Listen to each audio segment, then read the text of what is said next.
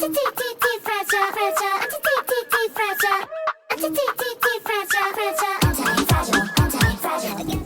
would like you to take a moment to close your eyes and envision what it should be like to be 15.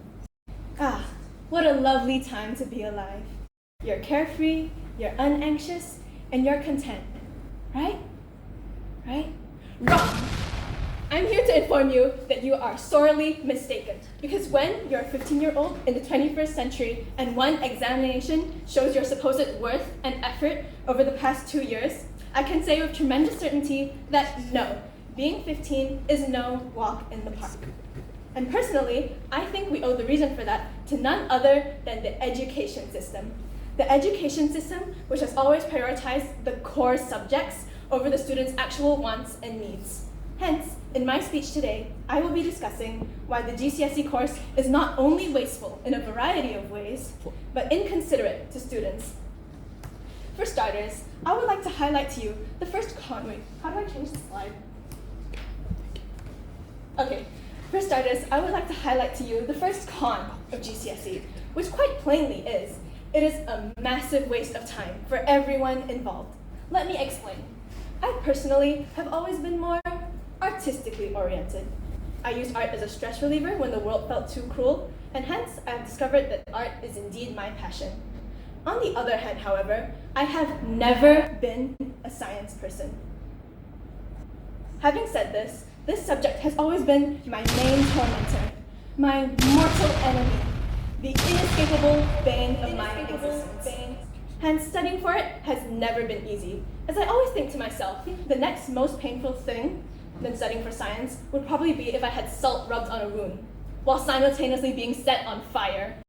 And yet, in the midst of my sorrow, the most infuriating aspect of it all is that once this year is over, I'm never going to use this information. And yet, it's taking up time in which I could and should be using to pursue my real passion. And for what? Isn't the whole point of school to ensure that we are able to find a job that we're good at and makes us happy? Forcing me and thousands of others who were given no choice but to take this immoral course to accelerate in something that is irrelevant to their futures is not only a loss to the students, but a loss to the school. Think of my poor science teachers trying their absolute best to teach me something that is unintentionally going in one ear and out the other. All in the while, they could be delivering their full efforts and concentration to students who actually share the same passion as them. Next slide, please. Furthermore, there is no way that teaching 8 subjects to more than 100 students costs any less than an arm and a leg.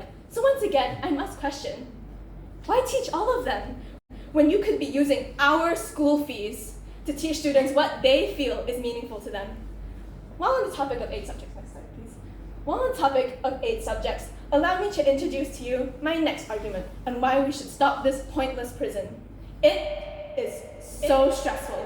In fact, it was said by some of my fellow GCSE victims that the course drains you emotionally and physically, as well as this manner of learning is terrible, as it feels like you're being crushed by work and exams. And the quote I personally relate to the most, "I am smart in a way that GCSE doesn't allow."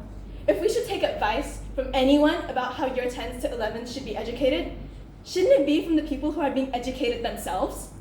While you could argue that we are given 3 options that cater to our interests, this becomes pointless when we have close to no time left to study for them after we quite literally drown in core subject content. Despite my strong dislike for the course, I do not think we should demolish the GCSE course completely, as it is helpful to students who have not decided on the direction of their life yet.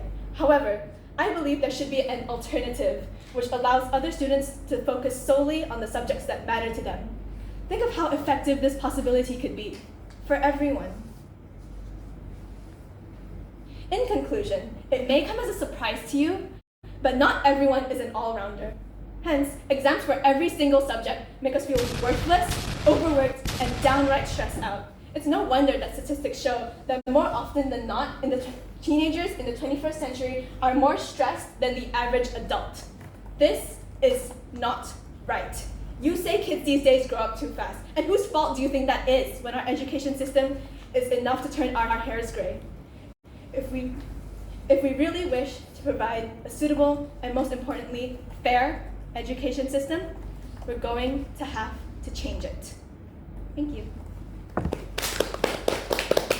Hey guys, so I'm editing this video and I went to the classroom to get the video, and I found out that my predicted grade for this speech was actually a distinction. So I guess that's kind of ironic.